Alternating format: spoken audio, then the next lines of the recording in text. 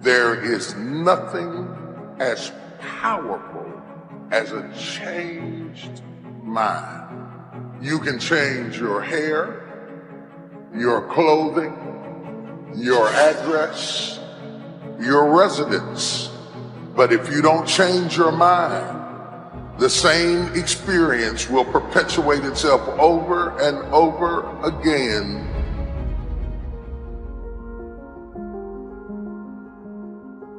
You know, nothing happens unless you change. So change is not our enemy, it's our friend. There's a season that you may go through a difficult period, but that is to wake up your ability to change. You cannot become what you were born to be unless you are not willing to change into something you are not. This is why change is so important. I like what it says here. Shakespeare says, sweet are the uses of adversity. We never grow in good times. We never advance unless we're under pressure.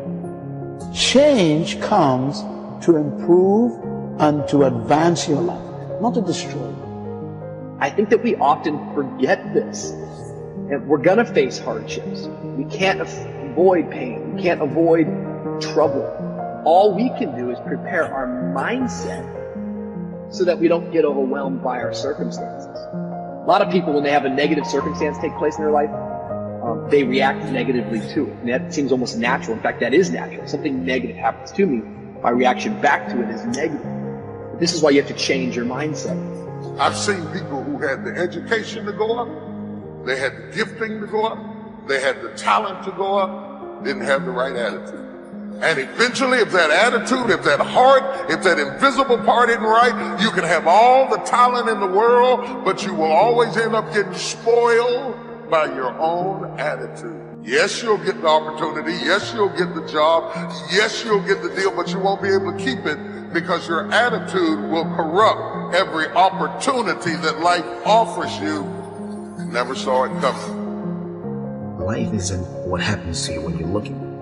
What happens to you when you're looking is called a plan. Life is what happens to you when you're not looking, when your guard is down, when your back is turned. It's going to work on a Friday morning feeling good and having your boss call you in.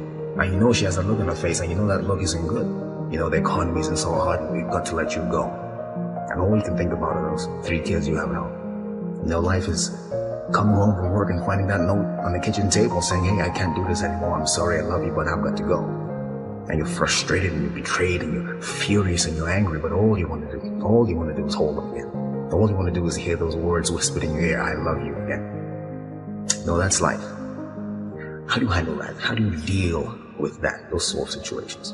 You see, it's been said 100 times and I'll say it again. You've got to go through it. That's all it is. You've got to go through it. And going through it is not a function of just being courageous. It's not a function of just saying, well, I'm going to close my eyes and see what happens next. It's not that. It's really a function of 3 things. It's a beginning, it's a middle, and an end. And before you go through it, there's a choice. You make a choice to say, well, I'm either going to stay here or I'm going to be over there someday, somehow. It's a choice. So going through it and thinking about these 3 steps, beginning, middle, and end, you can really save yourself a lot of trouble and you can discover something more about yourself.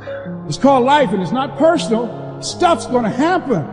And if you make it to the 40-yard line, if you can make it to age 40, between 40 and 60, it begins to intensify. All kind of things happen. Between 40 and 60, my mother was diagnosed with breast cancer and finally died. Between 40 and 60, I was diagnosed with prostate cancer. Between 40 and 60, I went through a divorce from someone that I loved very much. Between 40 and 60, had a nationally syndicated talk show, highest rated, fastest canceled talk show in the history of television. Between 40 and 60, oh, life put a whooping on me. It ain't personal. It's called life. I was homeless, man. I mean, you're in a position where you're going, I got nowhere to go except up. I might as well keep hustling. I was in comedy. I just wasn't making nothing. All the money I was making, I was sending back home to my wife and kids. That didn't last. She got tired of that real fast. But I couldn't go back to Cleveland because I wouldn't have enough money to drive back down south to perform. One time I drove to the house in Cleveland. I finally got enough money. I drove to the house in Cleveland. Everybody was gone.